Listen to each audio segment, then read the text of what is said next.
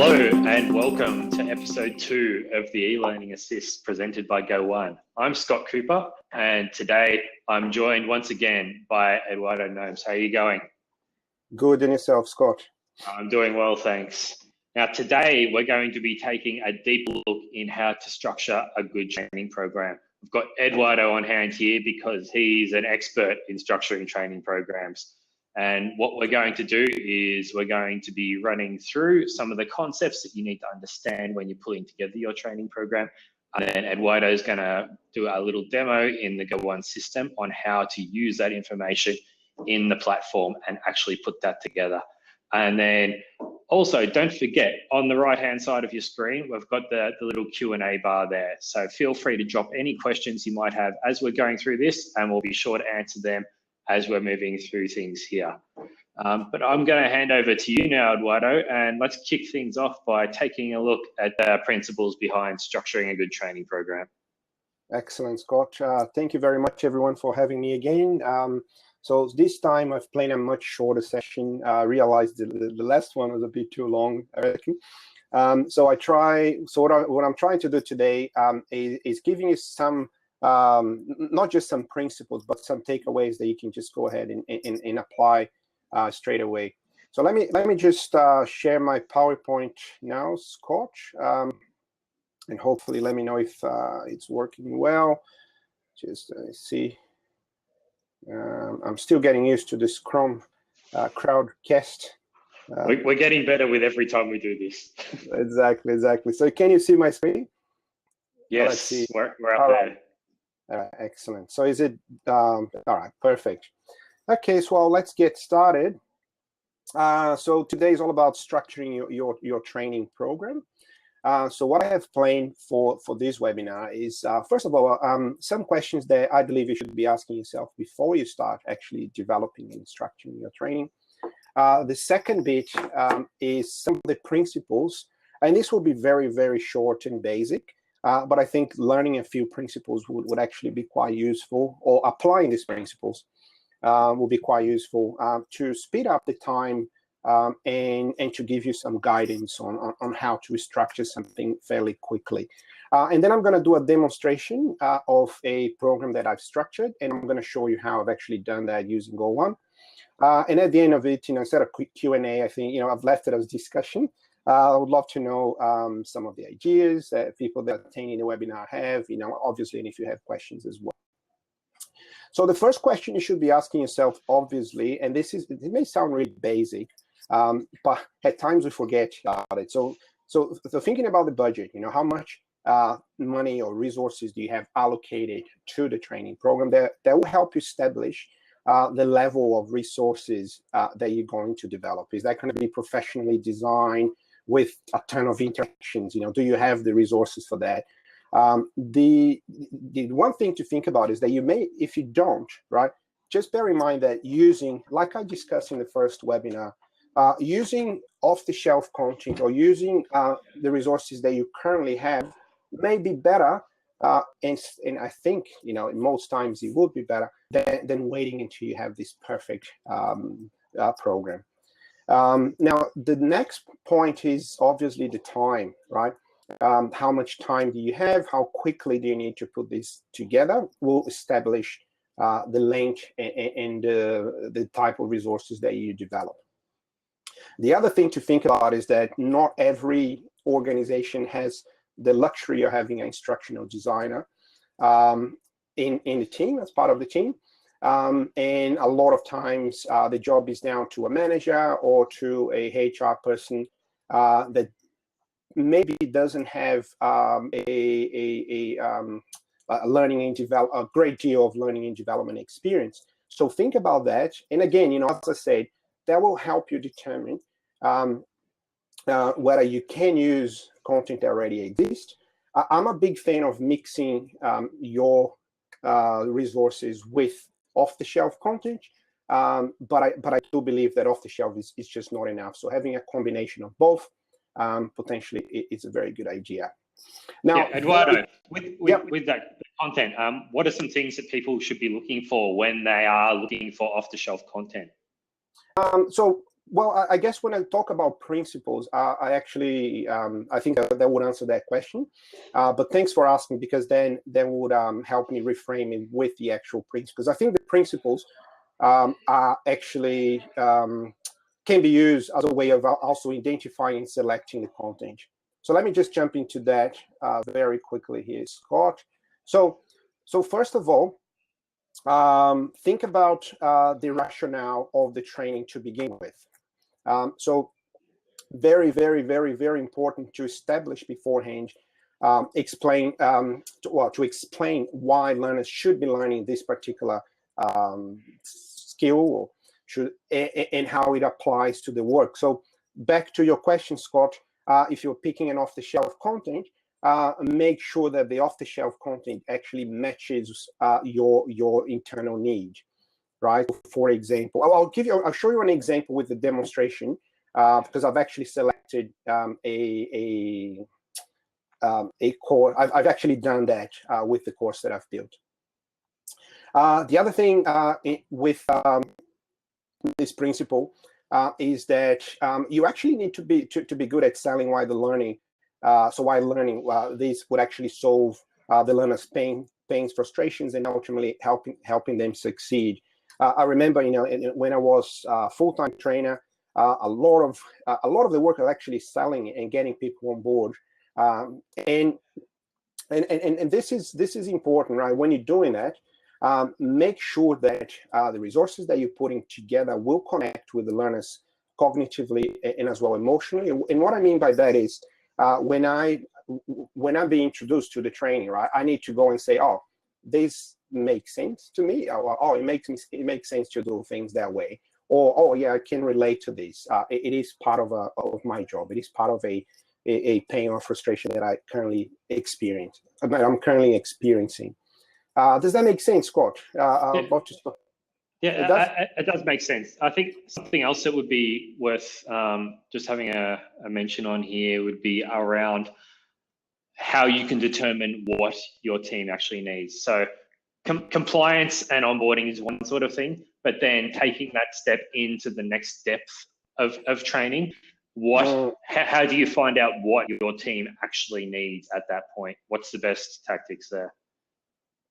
To find out what they actually need? Well, first of all, you would have hoped that a manager or a leader would have the technical skills to be able to identify what the team needs, right? So in my opinion, if you don't have that in-house, engaging an external consultant who could actually be quite useful, engaging a subject matter expert.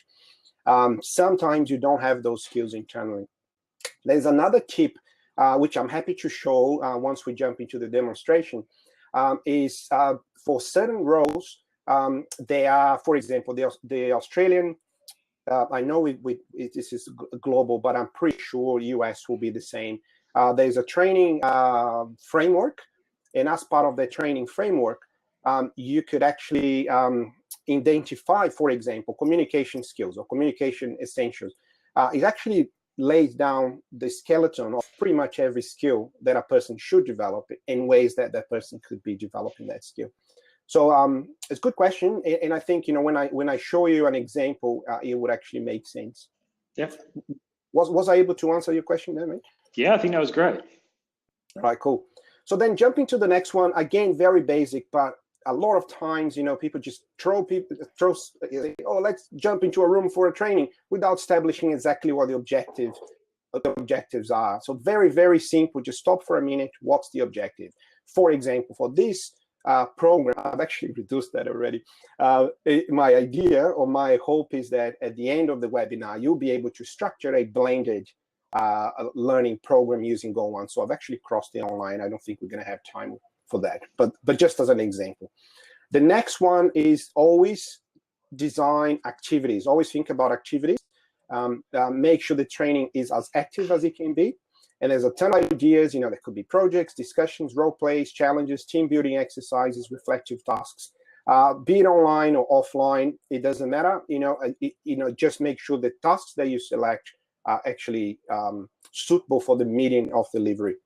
There is a great example. I was speaking to a friend of mine who is a extremely talented facilitator. and he's running webinars. He's a guy that trains people at Microsoft and Facebook and SAP. He's really, really good at what he does. And he was telling me how, during a webinar, it's very common for people to go and jump on their phones. So instead of telling people, shut off your phones, what he's done is he actually told everyone they're going to be using the mobile phones.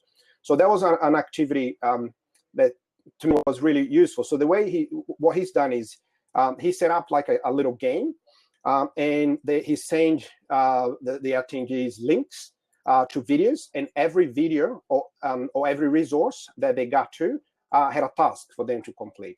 So throughout the webinar, everyone was really engaged because they're not looking at something unrelated, or they're actually using the phone as a way of connecting with their presenter. Did that make sense? Yeah, I think that's a really interesting concept and a great way to actually get the audience interacting and engaging with the material. Anytime you can get people engaging, you're going to get a way better retention rate, and exactly. They're going to be much more interested in what you're doing. Exactly, and there's a difference between engagement and entertainment. Sometimes people think that just making people laugh and have fun is engagement, and it can be, and it's great to make it fun, but it's not necessarily engagement. An engaged person is actually engaged with the content. An entertained person it may not actually be engaging with the actual content of the course. Now, there's a great book I would recommend to anyone wanting to learn more about this, called Active Training. A bit of a Bible for making training active. There's a ton of exercises and tips and examples there. Now, we're almost finishing with this part, guys. I hope you're still awake. So evaluation is the next bit. Very, very, very important. So what sort of evaluation would you add? Would that be some sort of exam, knowledge quiz, observation checklist, project assignment, case study, performance results? So what would be the way that you're going to measure and evaluate that the training was actually effective? So very, very important to establish that as you're putting the training together. Now, the last part, luckily, no more, this is the last one, is feedback, right? This is often ignored and extremely important, extremely important. Two types of feedback that need to be communicated. One is a confirming feedback, which says, you've learned this, and it's great that, confirming that you've actually got it right. Very important, because you will then reinforce the positive behavior, reinforce the new behavior in the learner. And the other one is a corrective feedback.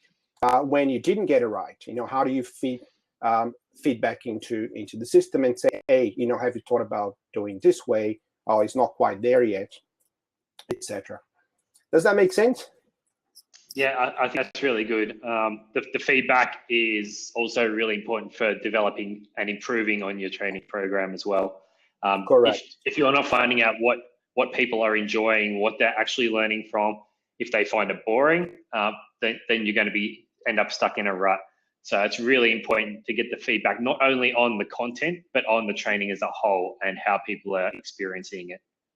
Exactly. So this is the process there, starting from the top: rationale, objectives, activities, evaluation, and feedback. It would follow as the 1, 2, 3, 4, 5 step. Now I'm going to be back to concept that we talked about on the first webinar, which is the actual learning ecosystem, right? So the way I see it, whichever system you implement, whichever, be it an LMS or be a combination of applications, it doesn't really matter as long as you're thinking of the ecosystem as a whole. So I talked about this last time, where you have a ton of things that influence the person's learning or the organizational learning. Some of it will be formal learning, some of it wouldn't be informal learning. But it's just very important to just think how it all fits in with the whole. And now, in saying that, I'm going to stop sharing my screen. I'm going to jump into a very, very quick demonstration. Yep. Well, you're just pulling that up. Just to remind everyone that's tuned in, if you have any questions, just drop them in the comments box there and we can address those. I'm sure people have plenty of questions about what we're talking about here today, which is why you're all tuned in. So don't be scared to get in there and ask a question. Okay. Now, Scott, let me just check. Can you see? I can see your screen. You're on the Crowdcast screen. Okay, can you see anything else coming? I'm just toggling, I don't know how it's pronounced that, between two different windows. Can you, is it moving a bit or no? Or it's just on the Crowdcast. Okay, that's fine. That's no problem. So I just wanted to know what you can see. So if I talk about it and you don't see it, it's because it's not it's not being shared. All right, but essentially, I've got a portal here, which is one of my, it's a demo portal I use from my old company. I used to run more of a consulting business than anything. And so essentially, this is a Go1 portal. So I am going to log into that portal. Now, what I've done, it's going a little bit slow with the Crowdcast. What I've done is I've created a course. Considering that my role is in sales, so I picked something that is specific to sales. So you can see here, talking about the ecosystem, right? You can see, and this is something I've done in like less than 30 minutes. So you can see the different way. Well, you got to make it easy for learners to find the information, right? So that's extremely important. And then here, there's a couple of ways you can get to what you need. One of the ways is just simply just typing in the search bar. So I typed the word pitch because I know that's what I'm looking for, and that brought up a few different courses or resources with that topic. You can see that. But I've also created a tag here for pitching, which is just another way of getting there. So what I'm looking for is this one here, developing a sales pitch. Now this is, I've actually enrolled to this course already. So you can see the continue tab. So basically what I've done here, Scott, it is a blended program. The reason I think this is ideal to deliver as a blended is that I think, you know, if you got a sales team, the whole sales team would actually benefit from not just being exposed to the principles, but to have a discussion and do some workshops. And workshop the actual pitch. And then get feedback and then practice and rehearse in a live setting, I guess. So in this case, is a webinar. So you can see here, it's a webinar that I'm enrolled to. Now, before the webinar, so what I've done is I've set up some pre-webinar activities. So everyone was enrolling to this course, hypothetically, right? So this is not a real course. And then one of the modules here is an off-the-shelf module.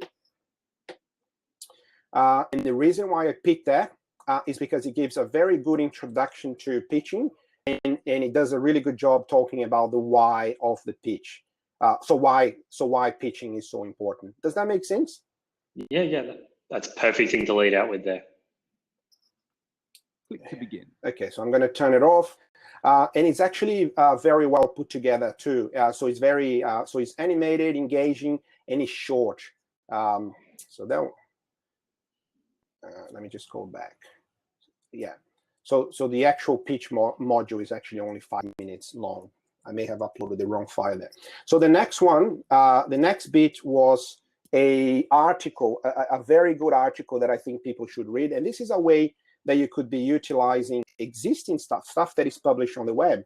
Now, you know, a sales manager or any experienced salesperson will have certain blogs and websites that they follow.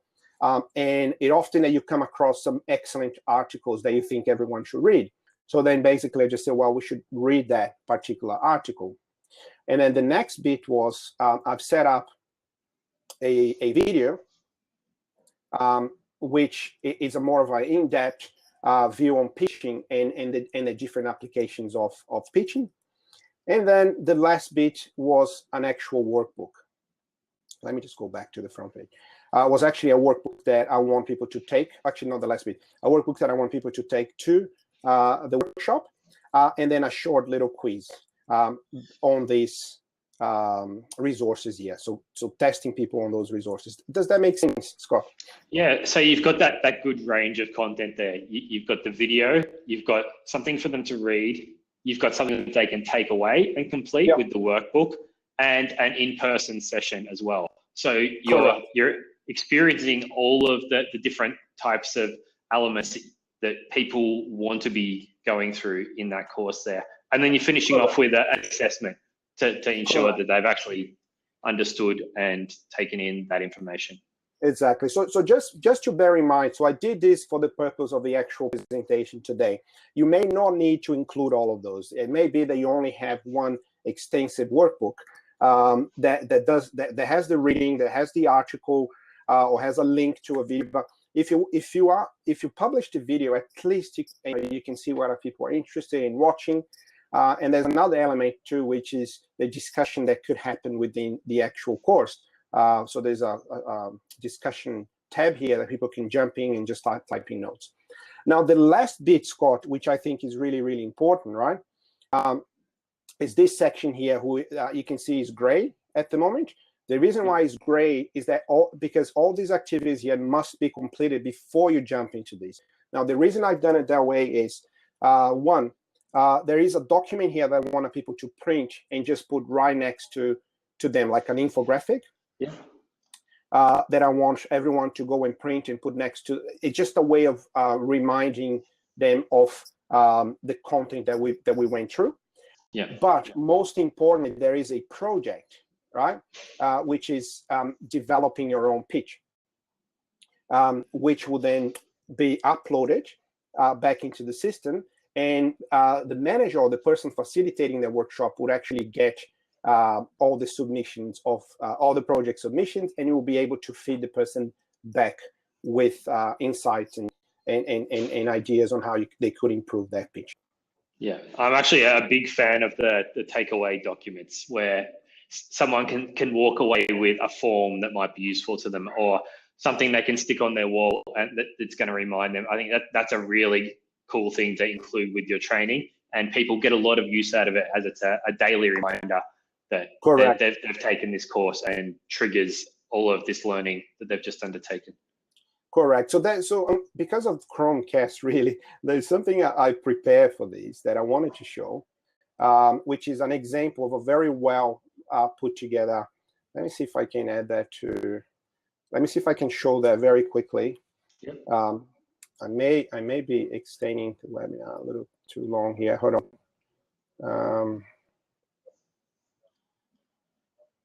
Sorry, guys. We'll be right there. That's okay. It's great to see some questions coming through. We'll get to those in just a second once we finish the demo. But keep them coming in if anyone has questions. Okay. So can you see this? Yes, that's on there. Okay. So this is an example of a very well put together. I'm not going to go too long on this because it's not my material, but it's very well put together.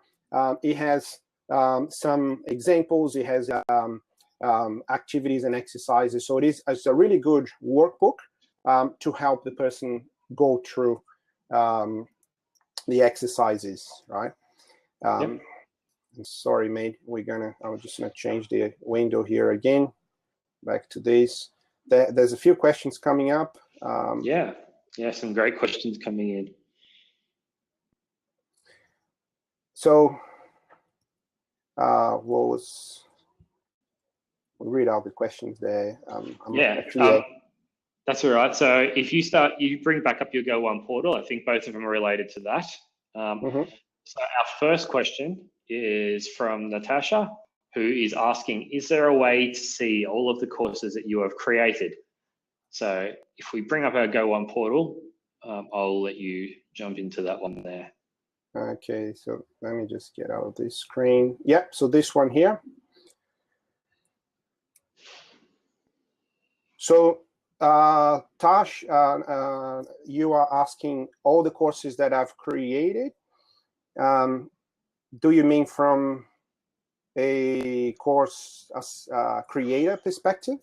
Yeah, so let's assume that you've created courses in a portal. How can you then view all of the courses that you have created within your Go One portal? Well, so that section I was in before, that Explore tab, will pretty much show every course that you've created. Yeah. Are we able to bring up the portal on the screen again to share? Oh, it's not up there. Oh, I thought it was. See, that's me getting used to this crowdcast. Okay, I was actually there showing. Just realized it was not. Okay. There we go. Okay. There you go. All right, so is this better?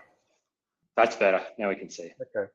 All right, so yeah, so a couple of ways you can click on this find a course here, and that will display pretty much every course created in this portal.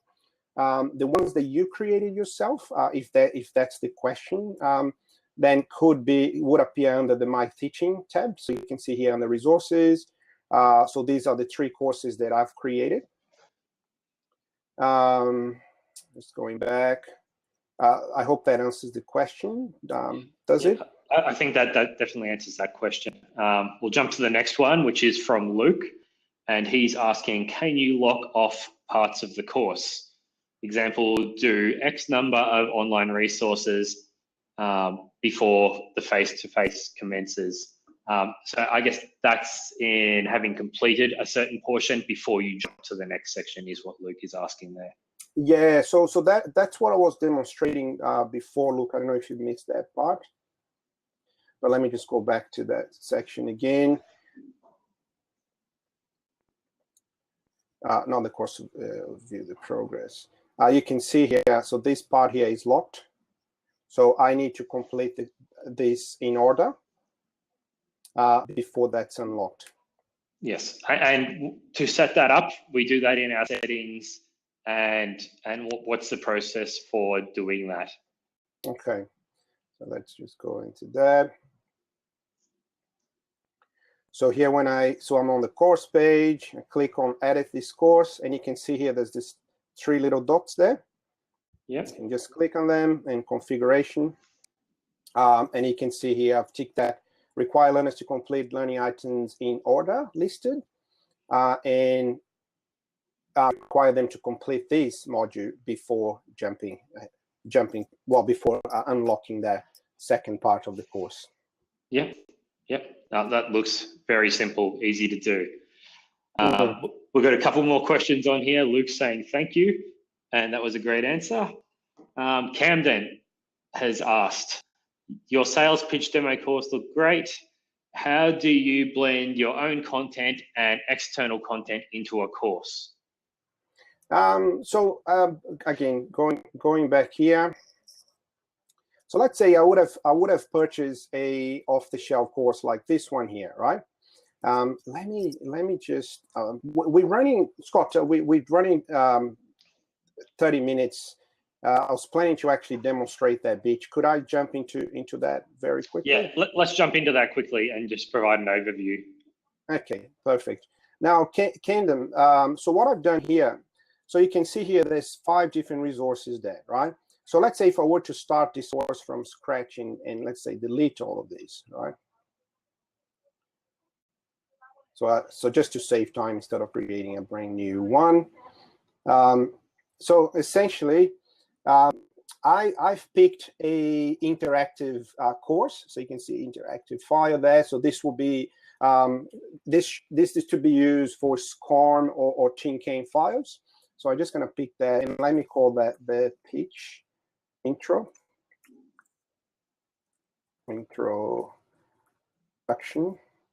You'll be impressed by my typing skills. So this is one, and maybe the second one could be the workbook, right? Let's go workbook. Let's just focus on those 2 for now.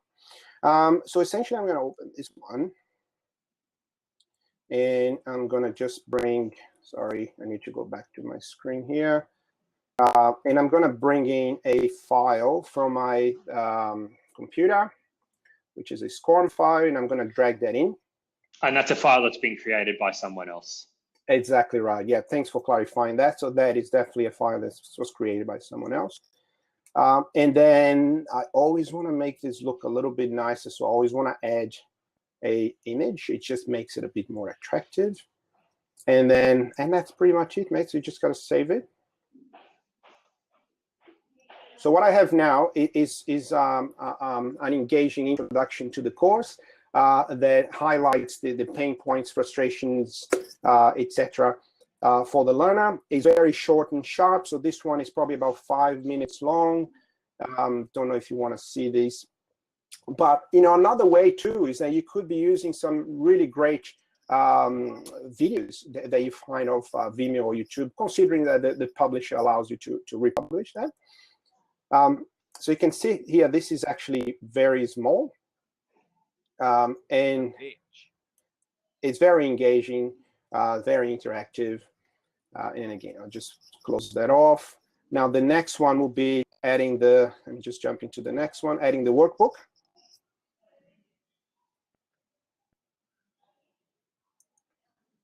So you can see that I've jumped into the next resource. I click on edit, and then now I'm going to bring that workbook straight in.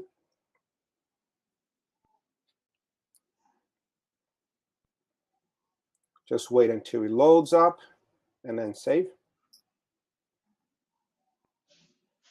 And there you go. So I've got a couple of files there. So going back to the course page, you can see 1 and 2. Then I may want to add a quiz after this. Now the quiz, adding a quiz takes a little bit longer. So I think that is a webinar on its own. But Scott has some really great blog posts that give you a step-by-step process on how to create a quiz. But let's say I'm just going to select a quiz here, and this will be a quick knowledge test, right? Test, create. Same story, you open that up, and then you start doing your quiz. Now, obviously, the quizzes will have, so the different questions will have area for feedback, which I would strongly recommend. One of the cool features of Go 1 is that you can actually set, let me just go pass or fail, and you can actually, result feedback, customize, this one here actually. So you can say if the person did between 0 and 50%, that's X feedback that they receive. But if they did between maybe 51% and 75%, that's Y feedback. I think that's really cool because you can customize the feedback received, right, based on the person's based how well the person has done. Yeah, that's great. That's great. And I think we can do a webinar that covers quizzes on their own at a later date as well. We'll also cover, there's another feature in Go 1 called Awards, which also allows you to pull in multiple courses where a user only needs to complete, say, 2 courses out of 10 with them choosing which courses they would like to do. That's another webinar we'll be running shortly in the future. I'll jump to the next couple of questions because we're running short on time. Braden has asked, do you have any examples of an engaging intro start to a course, as you mentioned earlier on, particular courses or providers where he could get some ideas and inspiration from? Yeah, definitely. So there's a few courses in our marketplace, actually. So there is one particular provider called Learning Heroes that has some really engaging content. There's another one which we just recently came on board as a content partner called Bardot. I really like the Bardot stuff. I don't know if we have time to show one. Can we show one, Scott? Do we have time? Probably not today, unfortunately. All right, we'll leave it for the next time. But what I think, just as a taster for next time, what I think they've done really well is they've taken, let's say, think about a 4 or 5 page learning manual, right? So instead of you going and reading the manual, what they've done is they broke that down into like a 4-part SCORM file. Very, very simple, very basic. And they have a video introduction in the beginning of it, just saying exactly why you should be learning this, for example, and then jumps into you reading one tiny piece of text. And then from that, again, jumping into the next part, another piece of text, that could be tips or courses, just like we've done today, and then jumping into an assessment after that. So it's sort of like you're being assessed on one tiny document. That's really good for on-the-job learning, very good for on-the-job learning. So, you've got a question in your head, You go into your system, typing, I don't know, I want to learn about demos. There's nothing here. Oh, actually there is. And that brings up that one tiny little tutorial that would make it very relevant, because the learner has a question in his or her head now, if that makes sense. Yeah. I don't know if I answered your question, Mr. Braden. Braden's got a follow-up question, which I can answer, which is there any way for him to share this session with a colleague? Yes, you can definitely share this session with a colleague. Once we finish this, within a couple of days, we will have the recording and some key takeaway points in a blog post available on go1.com. The session will also be available as a podcast, which you can find on iTunes by searching for the eLearning Assist, and you'll be able to subscribe on there. I think that's about all we've got time for today. Just one more thing, everyone. I'm typing in my email address here. So if you have any other questions, just email me directly. It's eduardo@go1.com. I'm happy to send you a bunch of examples and even jump on a call with you if need be, to help you work through your challenge. As well as I've got some of these content broken down into very tiny little tutorials, like 1 minute long tops. So that could be quite useful when you are putting this together. Yeah, thank you for sharing that info, Eduardo. If anyone does have any follow-up questions that they would like answered, definitely feel free to get in touch with either Eduardo or myself, and we're more than happy to elaborate on anything we've talked about today.